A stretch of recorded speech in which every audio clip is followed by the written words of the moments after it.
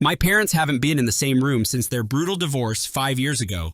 It feels bizarre to even type that out because for most of my life, they were the model couple that everyone envied.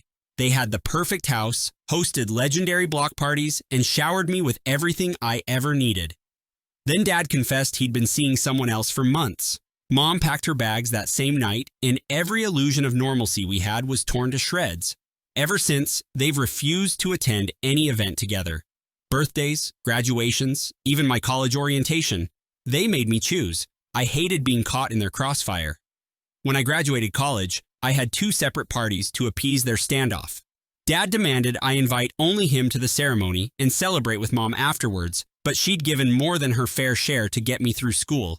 I tried to compromise by letting them both attend, but Dad made a scene, storming out when he spotted Mom in the auditorium. That day, I realized I was the one who had to bend over backward just to keep them from tearing each other to pieces. It was maddening, but I endured. After I met Evan, my fiancé, things got more complicated. Dad loathed the idea of me settling down so young, insisting I was too naive to see that relationships fail. In his eyes, marriage was doomed from the start. Mom, on the other hand, was overly supportive. She acted like Evan was the son she never had. That meant her presence became a major sticking point for Dad. He insisted on controlling the guest list. If I so much as mentioned Mom's name, he'd threaten not to come. Evan tried to mediate, but Dad shut him down, calling him an outsider. I tried to keep the peace. I really did. But the wedding was supposed to be our day, not Dad's chance to rewrite history or Mom's chance to prove she'd moved on. The more I tried to include them both, the more impossible it became. Then came the final straw. Dad told me he'd only pay for the venue if I excluded Mom from the ceremony. He offered to rent a gorgeous hall that Evan and I couldn't afford on our own, all under one condition: Mom stays away. That's when I realized just how very manipulative he had become. He claimed it was for my benefit, so I wouldn't have to deal with tension on my wedding day. But tension was all I'd known for years. Evan and I had scraped and saved, hoping to finance a modest venue ourselves, but Dad's money was tempting. Part of me wanted to accept just to relieve us of some financial strain. However, each time I thought about how Mom had supported me when Dad walked out, I knew I couldn't betray her. She deserved to see me walk down the aisle. She deserved to witness a ceremony she helped make possible, so I told Dad no. He exploded, accused me of being ungrateful, said I was letting Mom manipulate me. He said I was choosing her side and that I'd regret it. According to him, if I wanted him at all, I had to do it his way. But I refused. Evan supported my decision fully. We weren't going to let anyone, not even my father, dictate how our wedding unfolded. I expected Dad to withdraw financially, but I didn't expect his next move. He reached out to every relative he could, spinning lies about how I was excluding him completely. Suddenly, I had a barrage of texts from aunts, uncles, and cousins, all demanding to know why I was banning Dad. My phone blew up daily. Some messages were hurtful, calling me a disloyal daughter. Others were guilt trips, insisting I hear him out. I tried explaining, but Dad had spun such a convincing tale. He was the poor father cast aside. Mom was the villain, and I was her brainwashed puppet. It infuriated me, but I tried to remain completely calm. I wanted to set the record straight without stooping to his level. Unfortunately, the damage had already been done. Evan suggested we cut Dad off entirely, but I wasn't ready. Despite everything, he's still my father. I clung to the hope he'd come to his senses. Mom offered to bow out, but I refused to let her sacrifice any more. She deserved a seat at my weddings. My best friend advised me to hire security to handle Dad if he tried to crash. I laughed it off initially, but I was growing anxious. Dad's meltdown was so dramatic that I had nightmares about him barging in, dragging Mom out by force. I realized I needed a very solid plan. At first, I tried reasoning with him, hoping to find a compromise. He slammed the door in my face, literally and figuratively. When I drove to his house, he refused to let me inside, yelling through the door that he had nothing to say if I kept letting Mom poison me. I stood there, fists shaking, before giving up. That's when my anger crystallized. If he wanted a war, I'd give him one. I was done walking on eggshells. I was done being the meek daughter who only wanted harmony. I decided he had to face very indeed serious consequences. I had a plan. Let him think I caved. I'd pretend to disinvite Mom, pretend to yield to his demands, and lull him into a false sense of victory. Meanwhile, I'd coordinate with Mom behind the scenes, ensuring she was prepared for the actual event. Evan was initially skeptical, but came around once he realized how determined I was. The hardest part was convincing Mom to play along. She was hurt at first, but when I explained I was tired of Dad's manipulations, she agreed. We plotted every detail, right down to the day of itinerary and who would escort her. I reached out to Dad, feigning guilt. I apologized for being selfish, told him I couldn't imagine my wedding day without him. He swallowed it up. Soon, he was bragging about how he'd known I'd see reason. He even offered to pay for more than the venue, flowers, catering, anything I wanted, as long as Mom stayed away. I pretended relief, which only fueled his arrogance. Meanwhile, Evan and I quietly found a smaller, affordable venue for our real ceremony. We booked it under my friend's name to keep Dad from discovering the ruse. He had no clue what was coming. Dad started planning his own guest list. He insisted on inviting business associates and distant relatives I barely knew. I let him, smiling and nodding as he took control. He reveled in checking off tasks, booking a fancy venue, sending out invitations stamped with his name. Meanwhile, the real invitations were emailed quietly to those I trusted.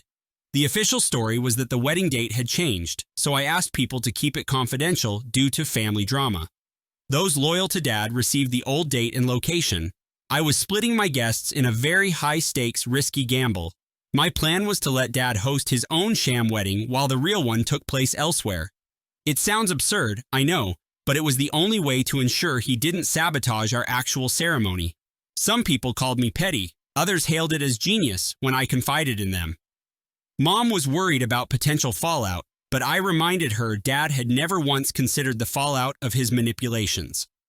If he wanted to be top dog, let him preside over an empty hall while the rest of us celebrated at the real venue. It felt really fitting.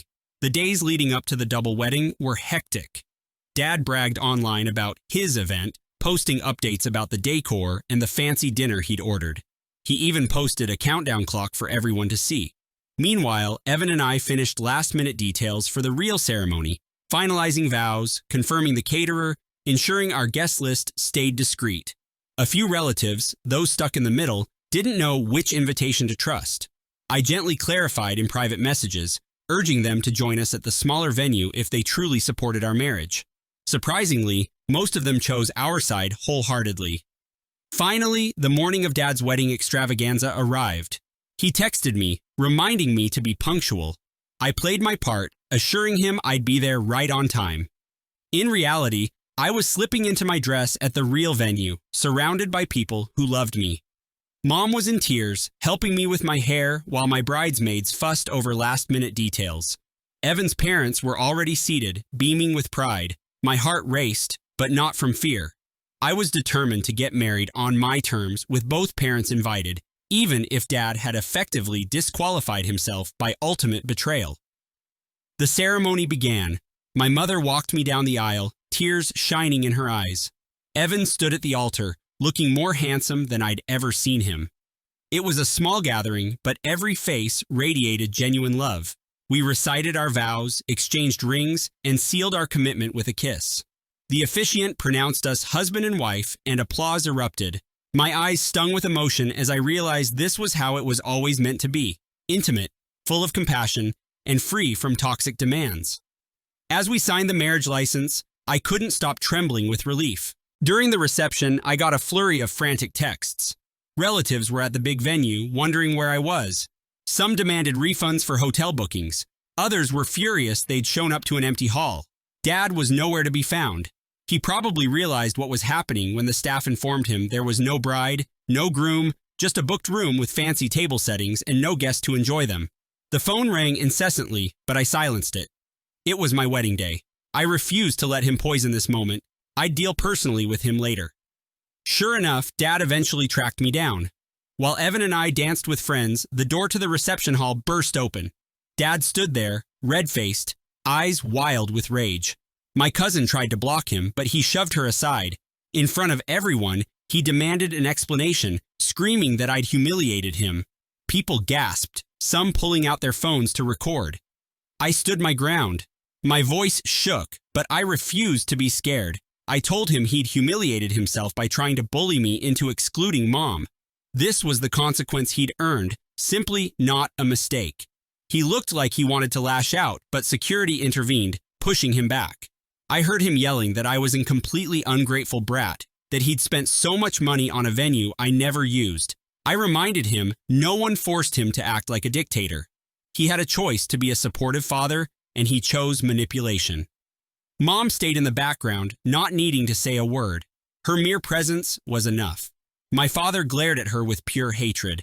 Then he turned and stormed out, cursing under his breath. We let him go. Afterward, some guests asked if I regretted it. Truthfully, not ever at all. I had no remorse about standing up to him, about ensuring Mom could see me marry the man I love. Dad tried to call me later that evening, leaving a voicemail full of insults. He accused me of being brainwashed, said he'd cut me off financially forever. I laughed. My father's money was never worth my dignity. Mom had already given me enough for a simple wedding, but I'd chosen a smaller ceremony for reasons beyond cost. This was about autonomy, about refusing to be his pawn anymore. Evan and I left for a short honeymoon, and during that time, Dad tried various tactics to win back sympathy. He posted on social media that I'd kidnapped our guests and scammed him out of money. He even threatened legal action, though that went nowhere. Most people saw through his ranting.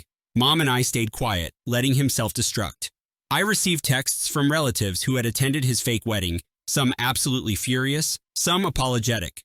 One aunt admitted she wished she'd chosen me instead of Dad, but she'd believed his lies. Their regret only confirmed I'd made the right choice. I returned from the honeymoon refreshed, but also resolute. Dad and I were done. My mother had endured enough over the years, and I'd had my fill of his manipulations. If he wanted to reconcile, he'd have to show actual remorse, not crocodile tears. So far, he hadn't. Instead, he sent me texts insisting I pay him back for the venue he'd rented. I ignored them. He threatened to sue, but I knew he had no legal grounds. He made that choice without a signed contract from me, so he'd basically thrown away money to fulfill his own personal vendetta. Despite Dad's meltdown, our marriage was incredibly happy. Evan and I moved into our new apartment and focused on building a life together. Mom visited often, bringing homemade meals or helping us pick out furniture. She never once badmouthed Dad in front of me, which I appreciated. I knew she had her own wounds, but she let me handle things in my own way. Occasionally, Dad would leave another voicemail, dripping with resentment, or send me a long-winded email about how I'd ruined his reputation. I saved them in a folder labeled Evidence, just in case. I felt surprisingly free. In time, Dad's drama became background noise. Evan and I started discussing the future, careers, maybe kids down the road. I felt a sense of peace, knowing I'd taken a stand. The heartbreak of my parents' divorce had weighed on me for years, but now I saw it clearly. Dad had chosen bitterness, while Mom had chosen healing. I couldn't fix that for him. He could stew in his resentment, but I wouldn't let him use me as a tool anymore. At family gatherings, people whispered about our rift. I didn't mind. In fact, I was relieved to be completely free. Years later, I still can't believe I pulled off that wedding switch. Sometimes, Evan and I laugh about it, imagining Dad pacing that fancy hall, searching for guests who never arrived. We wonder if he truly expected me to cut Mom out of my big day. I guess he underestimated just how far I'd go to protect my happiness. Some might see it as extreme, but for me, it was liberation. I had spent too long tiptoeing around his emotional landmines. By orchestrating that ruse, I reclaimed my autonomy and gave him a taste of his own deeply, entirely cruel tactics. People sometimes ask if I ever forgave him. I did not. He betrayed me over and over, making it clear I was just a bargaining chip in his feud with Mom. Forgiveness isn't always deserved. Sometimes you can only protect yourself from further harm. I choose to move on without his toxicity, which is far more liberating than pretending everything is fine. Whenever he tries to contact me now, I don't pick up. I've let him know I'm open to real reconciliation, but not to manipulations or forced apologies. Until he gets that, I honestly see no reason to forgive. I know some people believe in unconditional forgiveness. They say holding on to anger harms you more than the one who wronged you. Maybe there's truth in that, but I don't feel harmed by my anger. I feel galvanized. I refuse to enable Dad by pretending what he did was okay. He used to see me as a completely helpless child, easy to control. Now he knows I can fight back. It's not about vengeance for me, it's about self-respect. And if that means never letting him weasel back into my life without absolutely genuine change, I'm at peace with that choice. Sometimes I recall the countless family therapy sessions Mom and I tried to arrange, the mediation attempts Dad ignored. He had chance after chance to treat me like a human being instead of a trophy he could withhold at will. Even his own siblings told him he was out of line, but he wouldn't listen. So when people ask if I regret truly humiliating him, I point out that he set himself up for it. The pain he felt on my wedding day was the direct result of his actions. Actions have consequences, and mine was the sweetest revenge possible. Today, I have a great relationship with my mother, a wonderful marriage, and friends who respect me for standing my ground. Dad remains a cautionary tale, a man so consumed by pride that he lost sight of what truly mattered. Sometimes, I wonder if he'll ever change, if he'll wake up one day regretting how he treated us. But that's his path to walk. I don't lose sleep over it. My life is moving forward. I share this story because it might help others trapped in similar manipulations. You can stand up for yourself without regret, and it can feel incredible. So, that's it. That's how I turned my father's ultimatum into his own humiliation, and how I finally broke free from years of emotional blackmail. If you're reading this and feeling torn between two warring parents, know that you are not their battleground. You have a right to draw lines, to protect your joy, and to hold people accountable for their behavior. My dad learned that the hard way, and I don't apologize for it. I found my spine, planned my revenge, and followed through. I didn't forgive. I didn't forget. And I've never been happier. That's the real victory.